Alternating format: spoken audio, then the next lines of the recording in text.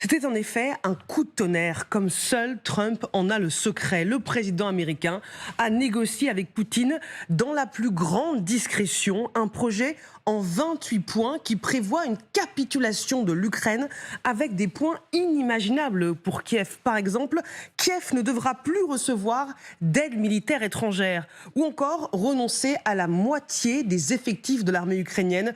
On va partir à Moscou, retrouver Jérôme Garraud avec Gilles Parot. Bonjour Jérôme, merci d'être avec nous dans LCI Direct. Dans ce plan, on a le sentiment que quasiment toutes les revendications russes y sont. Bonjour Marie-Aline, bonjour à tous. Alors pour l'instant, il faut le noter, le Kremlin n'a quasiment pas réagi. Le porte-parole Dmitri Peskov ce matin a même déclaré qu'il n'existait aucune consultation actuellement entre les États-Unis et la Russie. Et il ajoute même que rien n'a avancé depuis la dernière rencontre qui a eu lieu en Alaska. Donc on sent comme une distance qui est prise par le pouvoir russe. Mais c'est vrai que ce plan, même s'il n'est pas officiel, ce plan satisfait quasiment la totalité des demandes faites par Vladimir Poutine. Le président russe, depuis 2 ans par exemple, réclame la cession des territoires ukrainiens occupés, plus la totalité de l'oblast de Donetsk avec les dernières forteresses ukrainiennes. Même chose pour les troupes étrangères européennes notamment qui seraient déployées en Ukraine. C'est un point, on le sait, qui est cher à Emmanuel Macron, mais que Vladimir Poutine a toujours refusé. Et on constate encore une fois qu'il y a comme une forme de rigidité de la part de la diplomatie russe qui est restée sur ses lignes maximalistes. On l'avait encore vu l'été dernier à Istanbul. Merci beaucoup Jérôme Garraud, notre correspondant pour TF1 LCI en Russie. Et merci à Gilles Parot à vos côtés. Pour comprendre ce qui se passe, le général François Chevancier est toujours avec nous, consultant géopolitique pour LCI. Magali Barthès, bonjour, vous nous avez rejoint, éditorialiste international. Et Adina Revol, bonjour, vous êtes essayiste, professeur affilié à Sciences Po. Et je rappelle votre livre « Rompre avec la Russie, le réveil énergétique européen » aux éditions Odile Jacob. Regardons ensemble les principaux points de ce plan, Magali. Alors, c'est un plan de capitulation, disent certains. Concession du Donbass. Donc le Donbass doit être donné à la Russie. L'armée ukrainienne, limitée à 400 000 hommes. Abandon des missiles longue portée, peu importe qu'ils ont été fournis par les Européens. Retrait de l'aide militaire américaine. Aucune troupe étrangère autorisée. Ça fait des mois qu'on parle de plan de paix, qu'on sait que Donald Trump est attentif à ce que Poutine dit. Mais là, jamais on n'avait été aussi loin. Est-ce qu'il propose le plan dont Moscou a toujours rêvé ? Ça y ressemble. Rien que quand on prend le premier point, c'est-à-dire tout le Donbass, c'est-à-dire y compris les territoires que la Russie aujourd'hui n'arrive pas à conquérir. Les Ukrainiens perdent des milliers d'hommes sur le terrain pour défendre certaines villes dont on parle énormément sur ces plateaux, comme Pokrovsk par exemple. Et là, en fait, il faudrait donner tout le Donbass à Vladimir Poutine. Donc évidemment, pour les Ukrainiens, aujourd'hui, c'est inenvisageable. Cette armée aussi limitée, coupée en deux, ça aussi c'est inenvisageable pour les Ukrainiens. Ce qui est assez frappant, je trouve, dans l'histoire de ces négociations, c'est qu'on a l'impression vraiment d'une histoire sans fin. C'est-à-dire que Donald Trump, manifestement, quand même, a cet a priori favorable vis-à-vis de Vladimir Poutine, et donc à chaque fois régulièrement propose. C'est la 3e fois qu'on a ce genre de proposition de plan de paix. À chaque fois, on a un Volodymyr Zelensky qui est pris de court, des Européens totalement pris de court aussi, manifestement encore cette fois-ci, parce que il y a 2 jours, Emmanuel Macron a vu le chancelier Merz, ils ont été rejoints par le Premier ministre britannique pour dîner à Berlin et pour essayer de trouver à nouveau la parade et essayer de convaincre Donald Trump de ne pas aller aussi loin. Donc on a l'impression de cette histoire sans fin. Ce qui change, je trouve, par rapport aux dernières propositions de paix, c'est que là, manifestement, Witkoff reprend la main, c'est-à-dire le grand conseiller de Donald Trump, qui est allé voir plusieurs fois Vladimir Poutine, qui a reçu à Miami fin novembre l'émissaire de Vladimir Poutine. C'est visiblement entre ces 2 hommes que tout ça se fait, que Zelensky est affaibli par la situation sur le front intérieur aussi, avec ce scandale de corruption.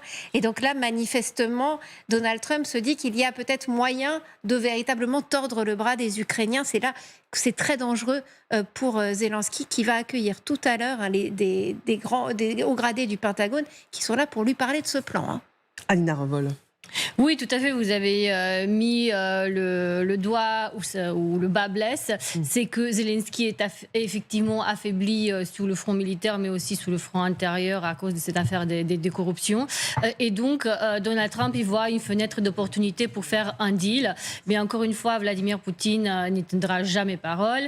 Et puis, deuxième point, je pense que c'était un test pour l'Union européenne, parce que c'est là qu'on verra vraiment la puissance de l'Union européenne, puisque les États-Unis, imaginez que les États-Unis arrivent à imposer quelque chose à l'Ukraine. En fait, aujourd'hui, je rappelle que l'Ukraine défend la frontière est de l'Europe, puisque demain, si on laisse faire dans cette frontière est, Vladimir Poutine va se dire c'est open bar. Je rappelle les propos du chef d'état-major des armées. L'armée russe va atteindre 2 millions d'hommes d'ici 2030. L'industrie de guerre russe produit plus d'armes qu'elle ne consomme sur le front ukrainien, donc quelque chose de plus gros se prépare. Donc en fait, aujourd'hui, on ne parle pas que de l'Ukraine, on parle vraiment de notre sécurité à très court terme. Et c'est pour cela que la réponse européenne sera très importante. Les ministre des Affaires étrangères se rencontre en ce moment même et Kaja Kallas, justement, on attend ces déclarations pour voir quelle sera la déclaration, quelle sera la réaction des deux Européens, puisqu'on attend une réaction forte. Et puis peut-être dernier point, c'est qu'une réaction forte peut être un accord pour utiliser les avoirs russes enfin pour armer l'armée ukrainienne, parce que comme dans toute négociation et comme toute guerre, il faut aussi un effet majeur. Et peut-être que l'effet majeur du côté de l'engagement européen, c'est cette utilisation des avoirs russes pour enfin donner à l'Ukraine les moyens de gagner. Jamais, sur le papier en tout cas, à ce stade, Donald Trump n'avait autant cédé. Le Kremlin s'en réjouit. Écoutons son porte-parole, Dmitry Peskov. Le moment est toujours propice à un règlement pacifique par des moyens politiques et diplomatiques pacifiques. La Russie reste ouverte à ce règlement. Un règlement doit impérativement permettre d'éliminer les causes profondes de ce conflit. C'est ce que nous répétons sans cesse. Général, est-ce en tout cas à en lire les points principaux de ce plan négocié en secret avec Poutine, un plan de capitulation? Oui, c'est dire à l'Ukraine, vous vous êtes battu et maintenant vous devez vous soumettre. Voilà. On ne peut pas en dire plus parce que c'est clair. C'est la réalité. Accepter la défaite, qui n'est pas acceptable. Mais parce que pour l'instant, les Ukrainiens se battent toujours et ils ont quand même l'appui des Européens. Et là, effectivement, les Européens permettent aux Ukrainiens de durer dans la guerre. Maintenant, combien de temps, avec quoi, quels moyens, c'est un autre sujet. Mais là, oui, c'est que l'Ukraine doit accepter sa défaite. Donc, dans l'état de la situation, pour moi, ce que je dis, depuis pas mal de semaines, les conditions de la paix ne sont pas réunies parce que de part et d'autre, on n'a pas l'intention de céder. Soit pour l'agresseur, soit pour l'agressé, ce qui est tout à fait normal.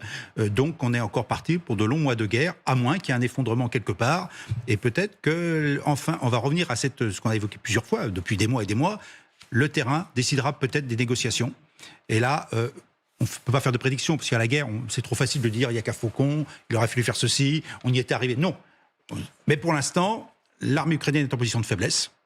Et il faut voir si elle peut tenir dans la durée. Et est-ce que l'armée russe a les moyens d'aller plus loin que ce qu'elle le fait aujourd'hui? Ce qui vient d'être dit, d'abord c'est ce qu'a dit le général Mandon, c'est une économie russe qui d'ailleurs, 40% de son économie est dédiée à l'outil de défense, 40%. Et 2 millions d'hommes en 2030. Donc aujourd'hui, et des munitions qu'on produit plus qu'on ne les consomme. Donc, résultat, actuellement, l'avantage est nettement du côté russe. Et on ne voit pas non plus une faiblesse, je dirais, dans la parole, dans une volonté de négociation du côté russe, car pour l'instant, ils pensent qu'ils vont gagner. Et tant que l'un et l'autre pensera qu'il va gagner, il n'y aura pas de paix possible. Alina Revol, on est d'accord que jamais les Ukrainiens ne diront oui à un tel plan. Les Ukrainiens se battent depuis le 24 février 2022, là où on pensait qu'en 3 jours, Vous imaginez, en 3 jours, en 2022, on pensait qu'ils allaient se rendre. Ils n'avaient pas de munitions. Au début, on parlait de leur envoi de casques. Ils ont tenu dans des conditions très difficiles. Je rappelle que dans le Donbass, on parlait du Donbass. Effectivement, vous avez rappelé, il y a quand même 19% du Donbass qui n'est pas conquis, les forteresses du Donbass qui ne sont pas conquises par l'armée de Vladimir Poutine. Il y a des hommes et des femmes. Il y a des Ukrainiens qui ne veulent pas vivre dans un régime autoritaire. Ces gens-là, ils sont épris de liberté, parce que pourquoi les Ukrainiens se battent? Ils se battent pour la démocratie, pour la liberté. Ils ont commencé en 2014, parce que cette guerre a commencé en 2014, lorsque les Ukrainiens, ils ont voulu justement signer cet accord avec l'Union européenne pour une relation privilégiée. Et c'est Maïdan, ça a été ça. Et ça a commencé en 2014, cette guerre.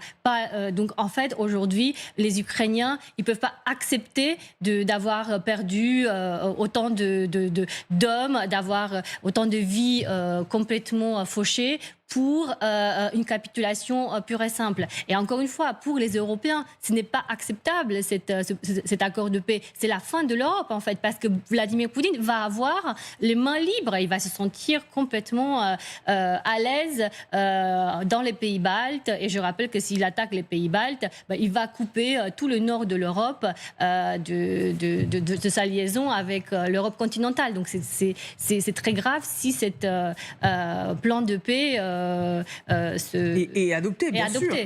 Magali, je voyais réagir. Moi, je m'interroge quand même sur la stratégie de Donald Trump. Parce Moi que, aussi. Oui. Il y a quand même, depuis quelques semaines, on avait l'impression quand même d'un Donald Trump qui avait entendu les arguments ukrainiens. Justement, c'est la question que j'ai posée à Sonia Dridi. Elle est avec nous, elle est déjà connectée. Je me permets juste de vous interrompre parce que Sonia Dridi, notre correspondante à la Maison-Blanche, est déjà connectée. Et on en remercie. Bonjour Sonia. Quand on pense, je rebondis sur ce que dit Magali, qu'il y a encore quelques jours, le président américain menaçait Poutine de livrer des missiles longue portée américains à Zelensky. Et maintenant ça, est-ce qu'on a des pistes d'explication pour justifier la volte-face du président américain ? Alors, je pense que déjà pour les missiles, c'était aussi un moyen de mettre davantage la pression sur la Russie, même si son administration s'était préparée et envoyait éventuellement ces missiles. Mais Donald Trump, on sent quand même que depuis des semaines, ce qu'il cherche surtout, c'est faire revenir les Russes à la table des négociations. Et en effet, on a senti il y a quelques semaines, lorsqu'il a dit qu'il n'y aura plus pour le moment cette rencontre avec Vladimir Poutine, qu'il perdait vraiment patience et qu'il se mettait davantage du côté des Ukrainiens.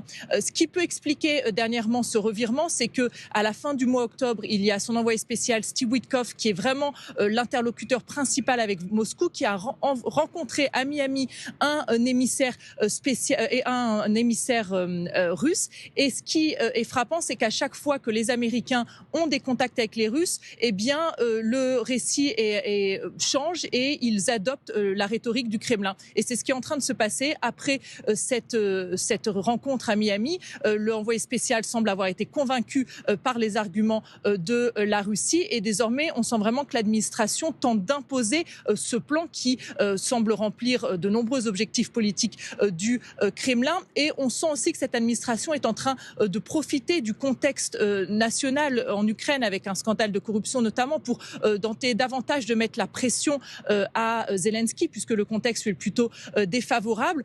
Donald Trump, on le sait depuis des mois, est vraiment pressé d'avancer, de faire des progrès sur cet accord. Donc, il veut avancer coûte que coûte. Et si c'est un bon moment pour lui pour mettre la pression sur les Ukrainiens, eh ben c'est ce qu'il fera. On en saura peut-être davantage dans les prochaines heures. Pour l'instant, il ne s'est pas encore exprimé sur le sujet. Merci beaucoup Sonia Dridi pour toutes ces remontées de terrain et ces informations en direct de Washington, notre correspondante à la Maison-Blanche.